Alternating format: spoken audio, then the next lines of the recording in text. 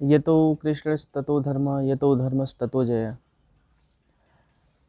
श्री गीता में एक लाइन है जिसको सुप्रीम कोर्ट ने भी उसकी टैगलाइन एक ली कि यतो धर्मस्ततो जयः। यहाँ धर्म का मतलब सिर्फ किसी धर्म विशेष से नहीं, धर्म का मतलब बहुत सारी चीज़ों से है कि आप सत्य बोलिए, झूठ मत बोलिए। बहुत सारी चीज़ें हैं जो धर्म से संबंधित हैं। हालांकि मैं उस विषय पर आज आपके सामने नहीं आया हूँ। एक समय था जब यह देश धर्म से चलता था। आज समय है जब यह देश एक किताब से चलता है, संविधान की किताब से। वह संविधान की किताब कभी बात करता है कि राइट टू इक्वलिटी की बात करता है, और वही संविधान की किताब उसी क्लॉज में एक सब क्लॉज जोड़ देता है और कहता है कि स्पेशल प्रोविज़न दे देता है कि किसी के लिए आप अगर कोई एससी है, एसटी है, तो उसके लिए आप कोई स्पेशल प्रोविज़न बना सकते हैं। नमस्कार, आज मैं बात करूंगा न्यायशाला में इसी विषय पर। अभी कुछ दिनों पहले एक डिसीजन आया सुप्रीम कोर्ट का मराठा रिजर्वेशन को लेकर, जिसमें 5 जजेस की बेंच ने जो 3-2 का फैसला आया, 3 जजेस ने इसके फेवर में फ़ैसला दिया। जब भी 5 जजेस की बेंच होती है, 3 जजेस की बेंच होती है, तो जो मेजॉरिटी का जो डिसीजन होता है वही डिसीजन माना जाता है। तो इसमें 3-2 से डिसीजन आया अशोक भूषण की अगुवाई में, और इसमें ये कहा गया कि जो मराठा रिजर्वेशन दिया गया है वो हम अलाउ नहीं कर सकते, क्योंकि जो 92 में एक इंदिरा साहनी जजमेंट था जिसमें ये कहा गया था कि 50% की जो सीलिंग लिमिट है रिजर्वेशन के लिए, आप उसको क्रॉस नहीं कर सकते।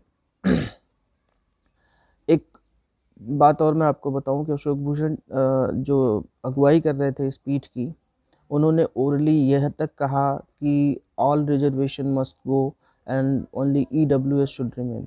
मतलब जो इकोनॉमिक वीकर सेक्शन वाला रिजर्वेशन जो सेंटर ने इंट्रोड्यूस किया है 103rd अमेंडमेंट के थ्रू, उन्होंने कहा कि सिर्फ वही रिजर्वेशन एग्जिस्टिंग होना चाहिए और सारे रिजर्वेशन को ख़त्म कर देना चाहिए। हालांकि उन्होंने ये ओरली कहा जब बहस चल रही थी कोर्ट में।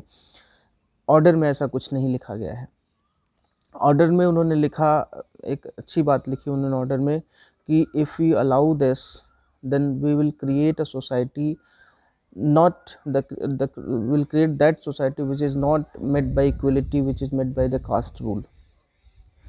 तो ये सारे ऑब्जर्वेशन देते हुए उन्होंने ये जो मराठा रिजर्वेशन था उसको ख़त्म किया।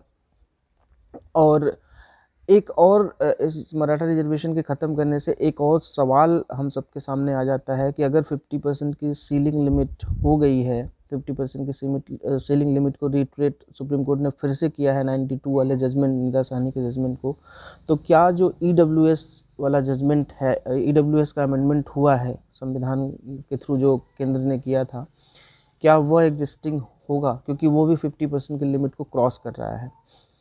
यह सवाल कोर्ट में भी उठा, तो कोर्ट ने हालांकि इसको सुनने से मना कर दिया, बोला वो अलग मसला है, वो उसमें हम सुनवाई करेंगे। और एक चीज़ मैं आपको बताऊं कि जो रिजर्वेशन दिया गया है आर्टिकल 15 में सब क्लॉज 4, आर्टिकल 15 और आर्टिकल 16 में सब क्लॉज 4 ऐड करके दिया गया है। जो आर्टिकल 15 कहता है, राइट टू इक्वलिटी की बात करता है कि किसी से कोई भेदभाव नहीं किया जाएगा रेस, कास्ट एक्सेट्रा इनके बिना पे। और आर्टिकल 16 कहता है कि पब्लिक एम्प्लॉयमेंट जो है वो किसी को भेदभाव करके नहीं दिया जाएगा। लेकिन उसी में जब ये सब क्लॉज जोड़ देते हैं, ये 15(4) और 16(4), तो उसमें ये यह भी कहते हैं कि स्पेशल प्रोविज़न स्टेट को है कि वो SC ST जैसे कास्ट के लिए कोई भी रूल बना सकता है। अब सेंटर ने जो 103 अमेंडमेंट किया, 103rd अमेंडमेंट किया संविधान का, उसमें उन्होंने 15 और 16 में एक सब क्लॉज 6 जोड़ दिया।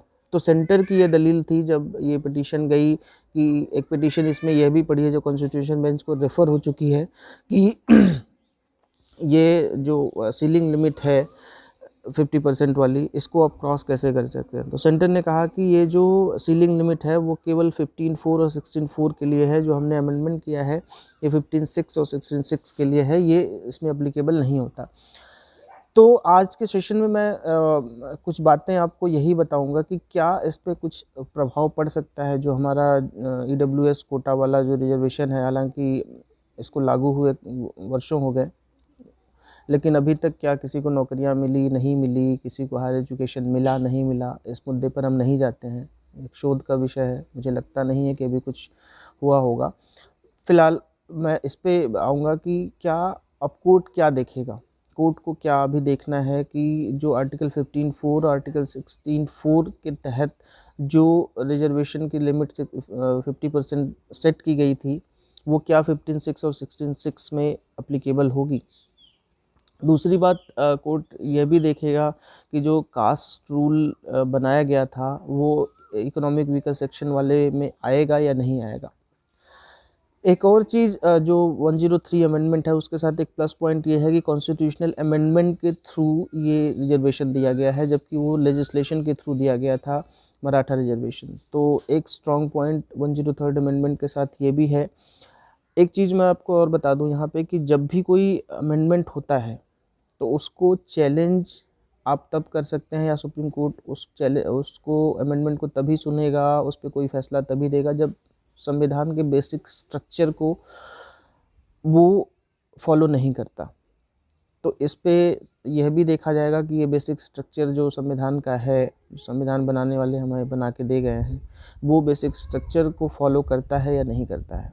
तो देखने वाली बात होगी कि अब ये जो मराठा रिजर्वेशन का जो ख़त्म किया गया, जो महाराष्ट्र में दिया गया था, अब उसका क्या प्रभाव हमारे EWS वाला जो मैटर चल रहा है उस पर पड़ेगा या नहीं पड़ेगा। ये EWS वाला जो रिजर्वेशन दिया गया है वो ख़त्म होगा या नहीं होगा, इंतज़ार करना पड़ेगा कॉन्स्टिट्यूशन बेंच का कि वो कितने वर्षों में ये फैसला देती है। आज के सेशन में बस इतना ही। अन्य लीगल अपडेट्स के लिए आप इस चैनल से जुड़े रहिए, सब्सक्राइब करिए। धन्यवाद।